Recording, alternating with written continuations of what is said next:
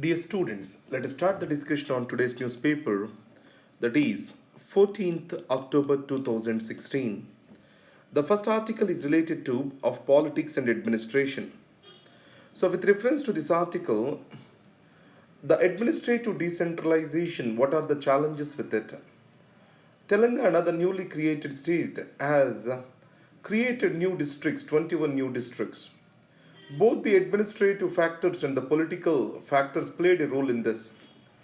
According to the initial estimate, the 14 new districts were expected, but due to popular demand, it was raised to 21 districts. Now, anywhere, creation of new districts and local governments and bureaucratic outreach will improve the program delivery. The reason is the resources will be evenly distributed, governmental program implementation can be well monitored, and also people have the greater access towards the bureaucracy. But on the other side, it is a huge cost. It do not just come up at the price which we are talking about. So it comes at a cost of the thousands of the crores over a period of time if you want to create an infrastructure at every district level. And the second thing is the decentralization of the bureaucracy or administrative decentralization shall also provide for the participation of the people in the decision making. If they can go hand in hand, that results in better empowerment of the citizens. So we have to create the new systems where citizens can participate in administrative decision making. So then only this expenditure will be meaningful. And India, Russia to set up agro irradiation centers. For India, food processing is a major need, food processing industry. And there are two reasons. One is the farmers' profits if need to be increased. And to increase the export of our agro products, irradiation, a component of the food processing is critical. So in this, the vegetables and all agro products will be exposed to minor amounts of radiation so that any infestations they will be going away. It increases the shelf life of these products. Especially in Maharashtra, every year it is a routine that the onions gets wasted. 42,000 tons of the onions they get spoiled. So almost 40 to 50% of food which we are producing is getting wasted due to lack of agro processing industry. Now, India, Russia, civil nuclear cooperation, it is taking the new directions where Russia is going to help India to establish these irradiation centers, agro irradiation centers. In this process, the first irradiation center is expected to come up in Rahuri in Maharashtra, where already Indian system exists. Now coming to uniform civil code. Now beyond this news, let us think about this way. Why the uniform civil code is being demanded for? So in this context, the government has recently asked the law commission to take up the consultation with different groups towards a need for the towards understanding the right environment exists for uniform civil code or not. And the Supreme Court also has made the triple talaq against to the rights of the women.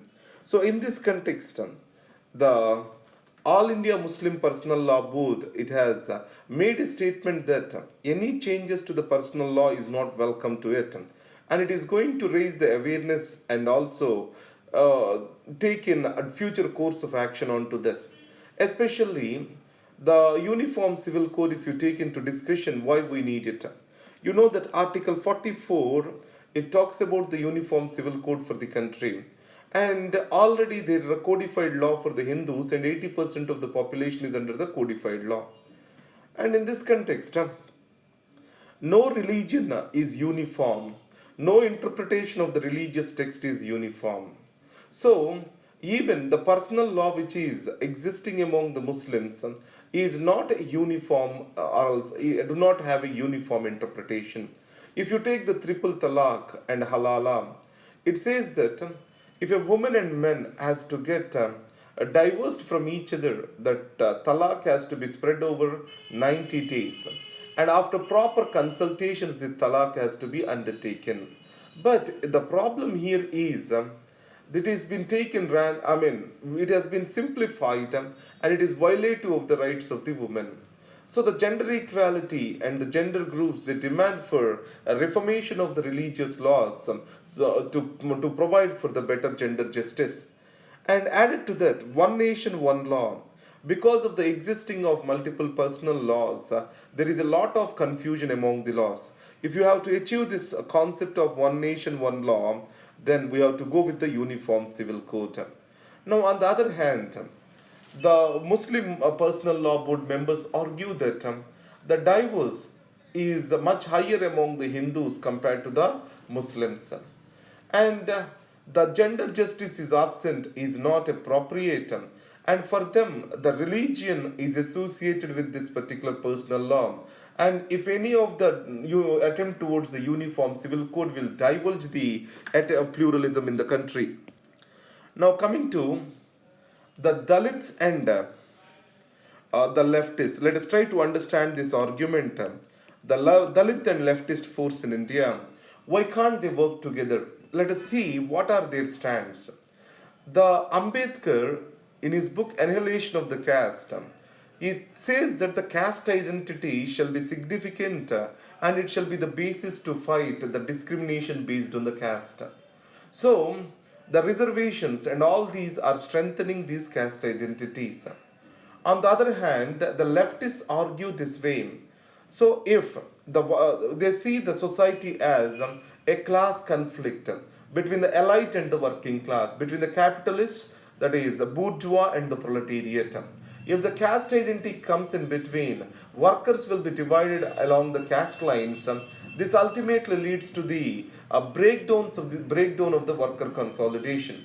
So, in this context, recently after the Yuna violence in Gujarat and also Safai Karmachari's agitation in the case of Ahmedabad Municipal Corporation, it has brought in new things into the light. What they did is they are able to demand for their material rights and they are able to take up a collective action onto this, which is beyond the identity politics. So they are able to demand for the material benefits, though it did not take a militant articulation of material demands. Finally, their agitation led to the satisfaction of the material demands of these people. So it means that the class interest is also getting overlapped with the caste dimension. So in this case, both the argument of the Ambedkarites and also the argument of the leftists, they have their own limitations. So what the Ambedkarites say is, the left is dominated by the upper caste and they are unable to see the major challenge into the caste or major identity issues related to the caste. Now there are certain important questions are being posed by the leftists. The first thing is, the upper elite of the lower caste, these are aligned with the class oppressors. That means they are aligned with the capitalists. These capitalists are having the control over the state power. So in this context, the Dalits or Dalit identity is being used for electoral politics and electoral gain. So, and the second thing is, all the oppressed classes in India, marginalized sections in India, they have never attempted to come together and there are huge differences among them. The Dalit, OBC and the minorities, though there are many attempts made to bring them together, but they were never together. And added to that, today we have the privatization. The identity, Dalit identity, is majorly equated with the reservations. So, in the privatization era, obviously reservations are bound to come down. So, the identity politics and Dalit identity politics is they are going to weaken over a period of time unless they get the support from the class conflict or else leftists. And second is, the leftists are the major supporters of any of the oppression that is existing, and then the lefties also has to recognize that the caste has already penetrated into the class structure. Among the working class, the caste divisions already exist. So in these circumstances, among the working class, most of the people who are oppressed are the Dalits. So the leftists are the only people who are sympathetic to the working class. So if The J Beam, the Ambedkarites and Lal Salam, they come together, that will definitely bring in a new dimension to the Indian politics. Now, there is another article over here. The opposition and NGOs, they oppose to the Citizenship Amendment Act. What is the major provision? So, the Hindus, Sikhs, Jains, Christians from various countries, that is Pakistan, Afghanistan, and Bangladesh. So, if they are facing the religious retribution, they can come to India. Or if they are living in India already being victims of religious retribution, they will be given the citizenship by naturalization. And normally the period is for 11 years, it will be reduced to 6 years. Now, what is the criticism of this? Now, in Pakistan, Ahmadiyas, a religious group, a sect among the Muslims, they also face huge discrimination. So these people also need to be allowed. And the second thing is, if you go to Assam, so you have the Assam Accord happened in 1985, and according to that, any person who has entered into Assam after March 24th, 1971, he has to be sent back to Bangladesh.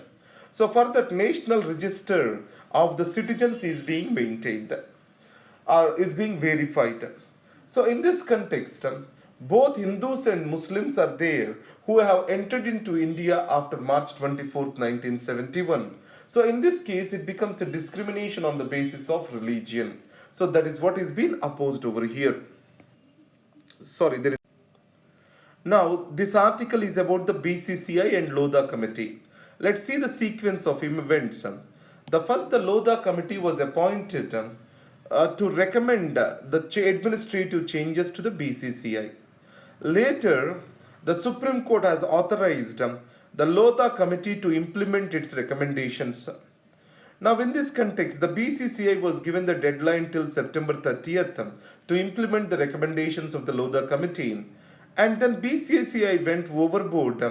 And then October 17th is the deadline which was given by the Supreme Court to implement this. In the meanwhile, the Lodha Committee has given an interim status report on implementation, which the Supreme Court took the matters very seriously. And let us see what is going to happen on the October 17th. But it has just enumerated the sequence of events. It is not of much significance to us. Now, Sheikh Hasina, our interview with regard to the issues with Pakistan.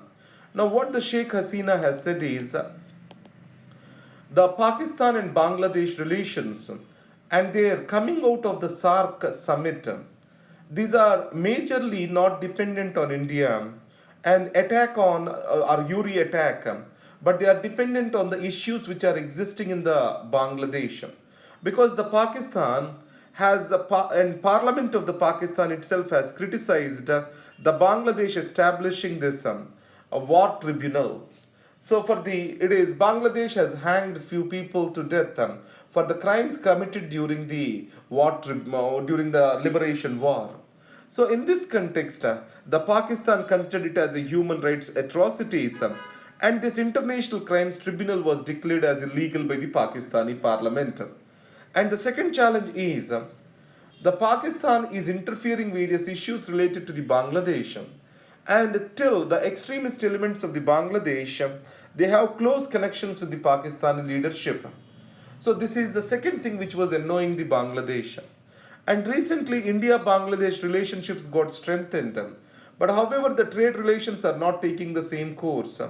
India has a huge favorable trade with Bangladesh, and Bangladesh has the trade deficits. So that is the reason why there is a SEZs are being created by India in Bangladesh. And added to that, the China has the highest trade with Bangladesh, and Bangladesh is also partner in the China's One Belt One Road initiative. When questioned about China and Bangladesh relationships, Sheikh Hasina has clearly said that the regional connectivity is important for development, and it is not going to impact the India-Bangladesh relations. And land boundary agreement. So both the nations are able to solve the boundary and exchange the land and the people through very peaceful process, and it can be an example to the world. Now, coming to two other articles, the major criticism about our houses is the smaller parties, they do not get the sufficient time to speak, because in Rajya Sabha the time is allocated to the political parties on their strength. In this context, Vice President, that is Chairman of Rajya Sabha, Hamid Ansari, has recognized the parties with less than 4 MPs and independents together as a group, that is United Group. So this United Group, now with 22 members, will get the higher time, better time to represent their views on the floor of the Rajya Sabha. Coming to the situation of the jails in India, if you see, almost 67.6% are the under trials, and these people are facing the jail term just because they are unable to pay for their bail. So, and added to that, our jails are 150% occupied. So there are inhumane conditions. So it means the Supreme Court is considered this as a human rights violation. So the Supreme Court has recommended to the government and gave a deadline for them to improve the situation of the jails in India. So these are the articles for today. Thank you very much. And the literature Nobel, I did not cover this. So these are the articles. Thank you very much. All the best.